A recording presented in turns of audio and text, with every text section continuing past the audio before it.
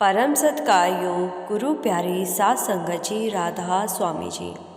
सात संगत जी, जैसा कि सारी संगत को पता है कि हमारे प्यारे बाबा जी जन कल्याण के लिए अपने देशवासियों का ही नहीं बल्कि विदेशों का भी बहुत ध्यान रखते हैं और साल में कई बार अलग अलग देशों में जाकर सत्संग फरमाते हैं। तो एक बार बाबा जी कनाडा की संगत के लिए उनके देश में सत्संग फरमाने और सवाल जवाब कार्यक्रम करने के लिए गए हुए थे।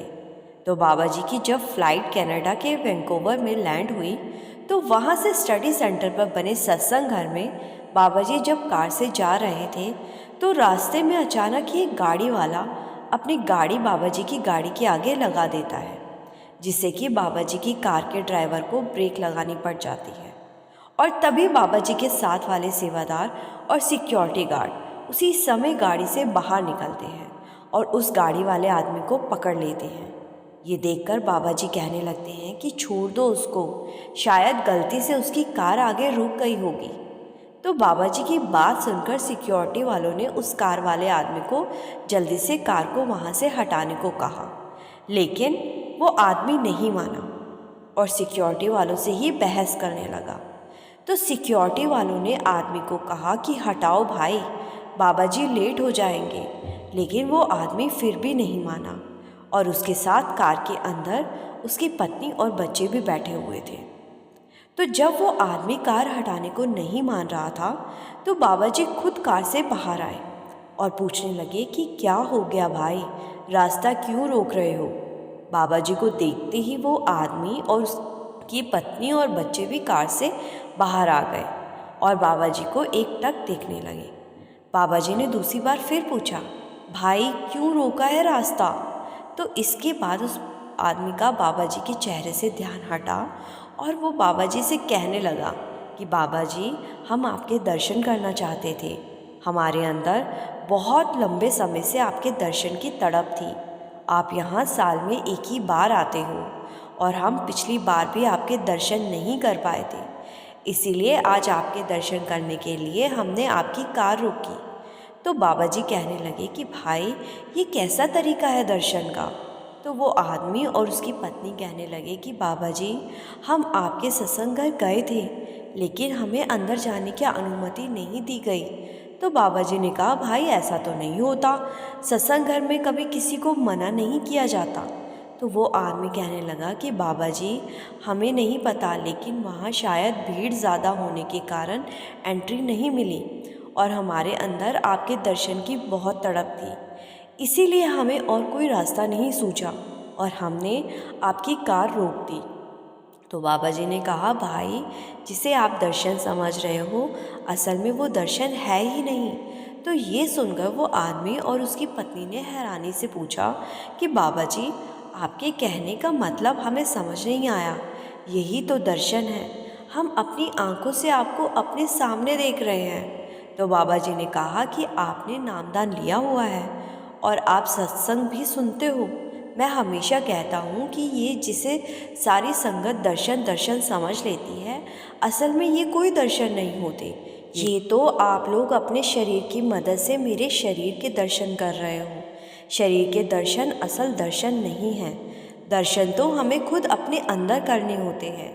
आगे बाबा जी ने समझाया कि मैं अक्सर देखता हूँ कि संगत मेरे दर्शन के लिए सबसे आगे वाली लाइन में बैठने के लिए एक दूसरे से लड़ पड़ते हैं, आगे बैठने के लिए सेवादारों से बहस करने लगते हैं। मैं कार से कहीं जा रहा होता हूँ तो संगत सड़क के किनारों घंटों इंतज़ार करती है और मेरी एक झलक देखकर सब सोच बैठते हैं कि सद्गुरु के दर्शन हो गए, तो असल मकसद हासिल हो गया। मैं कितनी बार समझा चुका हूँ कि ये असल नहीं है। असल को पहचानो। गुरु तो अपने सत्संगी के साथ हर समय रहता है। हम ही गुरु के दर्शन नहीं कर पाते और हम शरीर के दर्शन करके सोचते हैं कि हमने तो अपने असल मकसद को हासिल कर लिया। सारी संगत झूठ में जी रही है।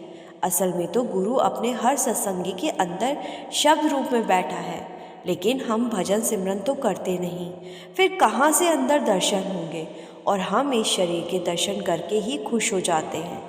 आगे बाबा जी ने कहा कि भाई, जिस दिन तुम्हें तुम्हारे अंदर दर्शन हो जाएंगे, जिस दिन शब्द धुन सुनाई देने लगेगी, प्रकाश प्रकट हो जाएगा, उस दिन इस शरीर के दर्शन की ज़रूरत महसूस नहीं होगी।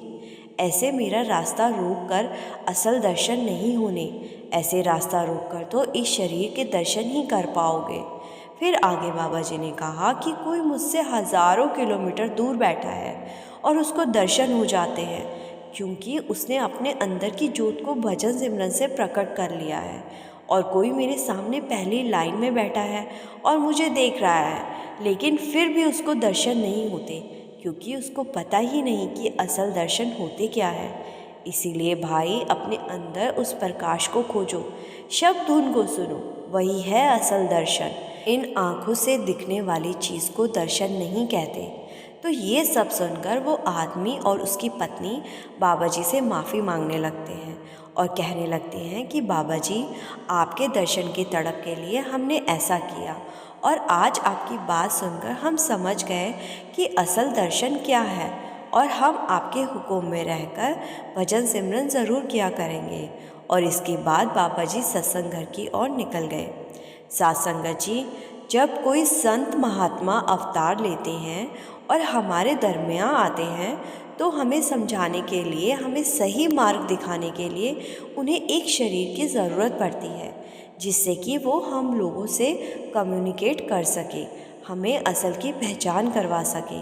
लेकिन हम सब उस शरीर को और शरीर के दर्शन को ही सच मान लेते हैं और समझ लेते हैं कि ऐसे दर्शन कर लेने से ही हमें मुक्ति मिल जाएगी और हम 84 से बच जाएंगे।